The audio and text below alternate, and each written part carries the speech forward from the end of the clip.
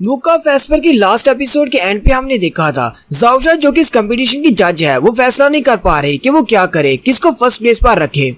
जाओजा master Liu से कहती है, मास्टर लियू अगर आप बुरा ना मनाए तो क्या आप इन सब के सामने इस बात को एक्सप्लेन कर सकते हैं कि ग्रैंड मास्टर सोंग ने जो पिल बनाई है वो हास क्यों है और उसको क्यों फर्स्ट प्लेस पर रखना चाहिए। मास्टर लियू जाओजा की बात सुनने के बाद अपने हाथों को जोड़ते हुए जू फैन के सामने अपना सर झुका देते हैं। जाओजा भी ये देखकर बहुत ज्यादा हैरान हो जाती है। जाओजा कहती है, मास्टर लियू ये आप क्या कर रहे हैं, आप ग्रैंड मास्टर सोंग के सामने इस तरह क्यों झुक रहे हैं। और साथ ही वो सोच रही होती है मास्टर लियू टिनजू एम्पायर के टॉप 10 अल्केमिस्ट में आते हैं और जब ये मेडिसिन किंग को देखते हैं तब उसके सामने भी इस तरह नहीं झुकते, तो फिर ये मास्टर सोंग के सामने इस तरह क्यों झुक रहे हैं। कहीं ऐसा तो नहीं कि मास्टर लियू को ऐसा लगता है कि इस लड़के के पास जो स्किल्स हैं वो मेडिसिन किंग के एल्डर जैन सोंग से ज्यादा हैं। लेकिन असल में मास्टर लियू जू फैन से इजाजत मांग रहे हैं कि क्या वो उसकी बताई हुई पिल की टेक्निक को सबके सामने बता सकता है या नहीं। जू फैन भी सारे हिलाते हुए मास्टर लियू को इजाजत दे देता है कि ठीक है आप मेरी पिल की टेक्निक को सबके सामने बता सकते हैं। यहीं पर फिर से उस चश्मे वाले लड़के की एंट्री होती है। चश्मे वाला लड़का कहता है ये लड़का तो वाकई में बहुत ज्यादा जीनियस है। उसके साथ वाला पीले बालों वाला लड़का भी वहीं पर आ जाता है और कहता है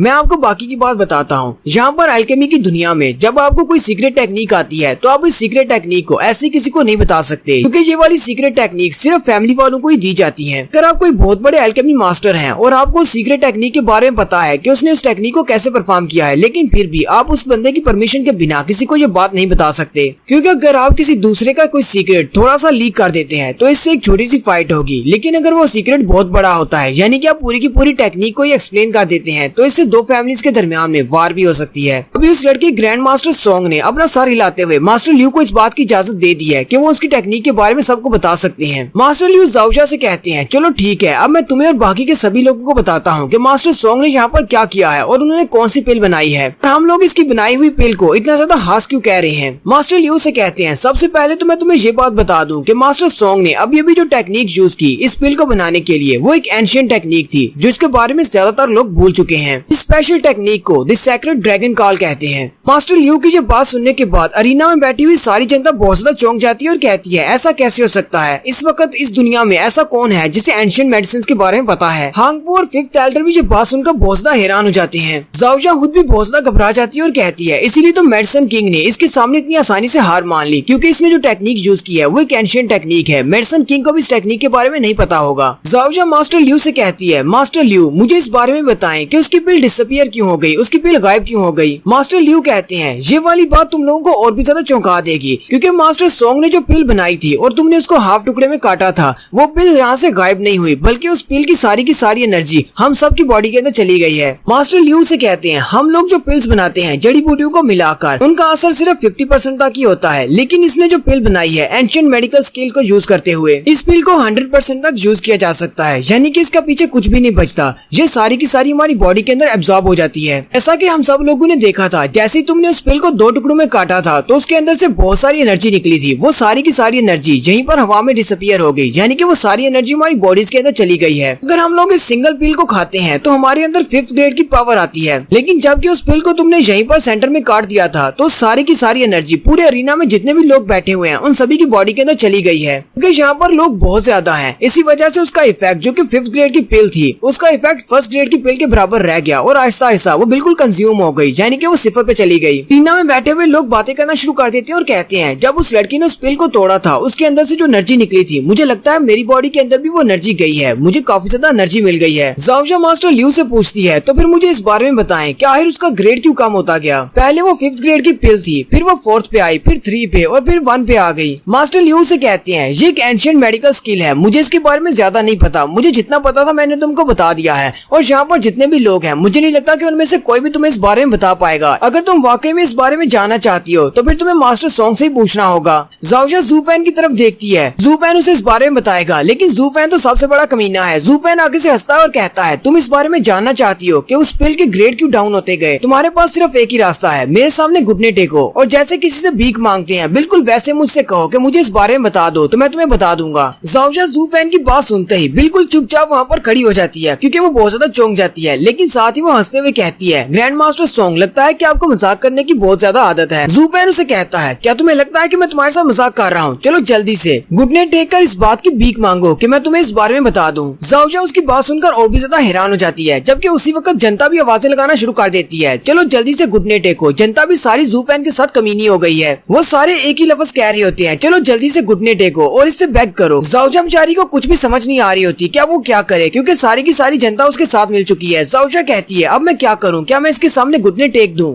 जबकि हांगवू बहुत ज्यादा गुस्सा हो रहा होता है, क्योंकि उसे लगता है कि जू फैन ने सभी को अपने साथ मिला लिया है, वो भी सिर्फ शॉर्ट टाइम में। भाई जू फैन में ऐसा क्या हास है, जू फैन के पास कौन से स्किल्स हैं कि उसने पूरी की पूरी जनता को अपने साथ मिला लिया। हांगवू कहता है एक एम्परर बिल्कुल ऐसा ही होता है कि वो पूरी की पूरी जनता को अपने साथ लगा लेता है, सारी जनता उसकी बात मानती है। हांगवू फिफ्थ एल्डर से कहता है इस लड़की को मरना होगा, इसका जिंदा रहना हमारे लिए बिल्कुल भी ठीक नहीं। जबकि सारी जनता अभी भी चिल्ला चिल्ला कर कह रही होती है चलो जज जल्दी से इसके सामने घुटने टेको। जबकि जाओजा वहाँ पर खड़ी खड़ी और भी ज्यादा रोना शुरू कर देती है। जाओजा को कुछ भी समझ नहीं आ रही क्या वो क्या करे। जाओजा अपने घुटनों को थोड़ा सा बेंड करती है और कहती है क्या ये सारे लोग तब तक चुप नहीं होंगे जब तक मैं इसके सामने घुटने नहीं टेकूंगी। जाओजा जू फैन के सामने खड़ी रो रही है, जबकि जू फैन बड़े ही बेशर्मों की तरह उसके सामने सीना तान कर खड़ा है। जाओजा को रोता हुआ देखकर सिस्टर चूचू चिल्लाकर कहती है सोंगजू बस बहुत हो गया, अपना ड्रामा बंद करो। जू फैन सिस्टर चूचू की बात सुनते ही कहता है मैं तो सिर्फ मजाक कर रहा था, मैं कौन सा इसे सीरियसली कह रहा हूँ कि मेरे सामने घुटने टेक दे। जू फैन जाओजा से कहता है क्या तुम्हें लगता है कि मैं इतना ज्यादा बुरा हूँ जो तुम्हें अपने सामने घुटने टेकने का कहेगा। जाओजा अपने आप में सोच रही होती है ये बहुत बड़ा कमीना है, पहले इसने सबके सामने मेरी इंसल्ट कर दी और अब ये कह रहा है कि ये सिर्फ मजाक कर रहा था। जू फैन उन सबसे कहता है तो फिर ठीक है मैं आप लोगों को बताता हूँ कि मैंने उस पिल को कैसे बनाया और उसका ग्रेड डाउन क्यों हो रहा था। जू फैन कहता है मैंने उस पिल को बनाया क्योंकि मेडिसिन किंग के हाथों से गलती से पॉइजन मेरी पिल के अंदर आ गया था। हालांकि मेडिसिन किंग ने ये सब कुछ जानबूझकर नहीं किया था, उनसे एक छोटी सी गलती हो गई और ग्रीन स्नेक का पॉइजन मेरी पिल के अंदर आ गया, इसकी वजह से मेरी पहली वाली पिल डिस्ट्रॉय हो गई। मेडिसिन किंग भी उसकी बात सुनकर बहुत ज्यादा हैरान हो जाती हैं। मेडिसिन किंग उसे कहते हैं मैंने जो पॉइजन तुम्हारी तरफ फेंका था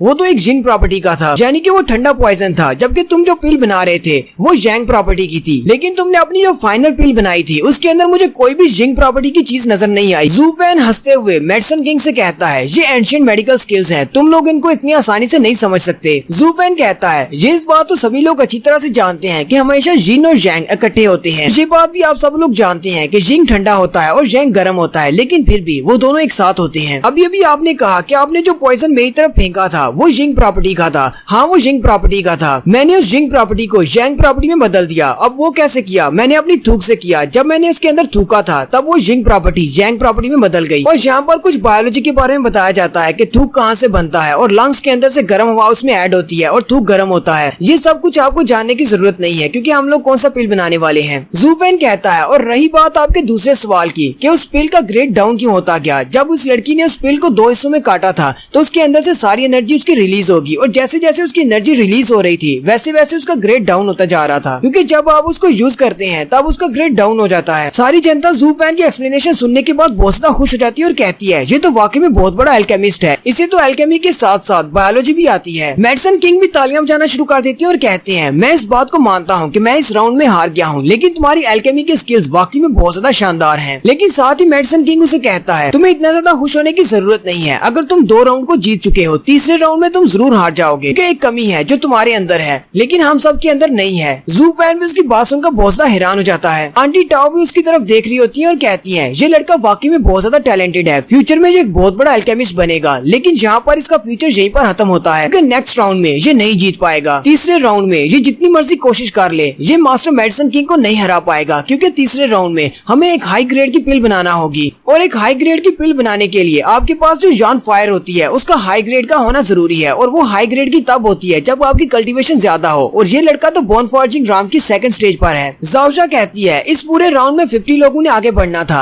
लेकिन 11 इसमें से छोड़कर चले गए हैं क्योंकि उन्होंने अब पहले ही अपनी हार मान ली है। अब हमारे पास टोटल 39 रह गए हैं। हमारे 2nd राउंड का विनर फिर से मास्टर सॉन्ग है और हमारे 2nd प्लेस पर मास्टर मेडिसिन किंग है। मास्टर डूडैन बहुत ज्यादा खुश हो जाती है और कहती है हम लोगों ने 2nd राउंड को भी जीत लिया है, अब हमारे पास सिर्फ 2 राउंड रह गए हैं, अगर हम लोग उनको भी जीत जाते हैं तो हम लोग बुद्धि रूट्स को जीत जाएंगे। टियानबा और उसकी बहन जाओ वैन भी वहीं पर खड़े होते हैं। सिस्टर चूचू उन दोनों की तरफ देखती है। टियानबा सिस्टर चूचू से कहता है अब ये बात मुझे कंफर्म हो गई है, ये लड़का जो भी है ये मेरा ब्रदर सोंगजू नहीं है, ये मेरा दोस्त नहीं है, ये कोई और है। डैन डैन टियानबा से कहती है इस बात से कोई फर्क नहीं पड़ता कि वो चाहे कोई भी हो, मुझे बस इतना पता है कि वो मेरा हस्बैंड है और वो हमेशा मेरा हस्बैंड ही रहेगा। सिस्टर चूचू से कहती है उस लड़के ने ने थोड़ी देर पहले अपनी किलिंग इंटेंट को रिलीज किया था, इसकी वजह से तुम हमारी बातों को सुन नहीं पाए होगे। जीडियान ने थोड़ी देर पहले कहा था कि ये लड़का फेक है, ये सोंगजू नहीं है। ये लड़का जो भी है ये सोंगजू नहीं बल्कि जीडियान का दोस्त है। टियानबा चिल्लाते हुए कहता है, अगर ये लड़का मेरा दोस्त सोंगजू नहीं है तो फिर सोंगजू कहाँ पर है। जीडियान आगे बढ़ता है और टियानबा से कहता है, इसमें सोचने वाली कौन सी बात है, उस लड़के ने सोंगजू को मार दिया होगा। टियानबा उसकी बात सुनकर बहुत ज्यादा घबरा जाता है। जीडियान उसे कहता है, सोंगजू मर चुका है, इस लड़के ने उसको मार दिया है, इसीलिए तो ये यहाँ पर उसकी आइडेंटिटी लेकर घूम रहा है। ये लड़का किसी को भी मार सकता है अपने मतलब को पूरा करने के लिए। कोई भी अगर इसको गुस्सा दिलाता है ये उसको भी मार देता है, इसलिए तुम्हें भी फ्यूचर में बहुत ज्यादा ध्यान रखना होगा।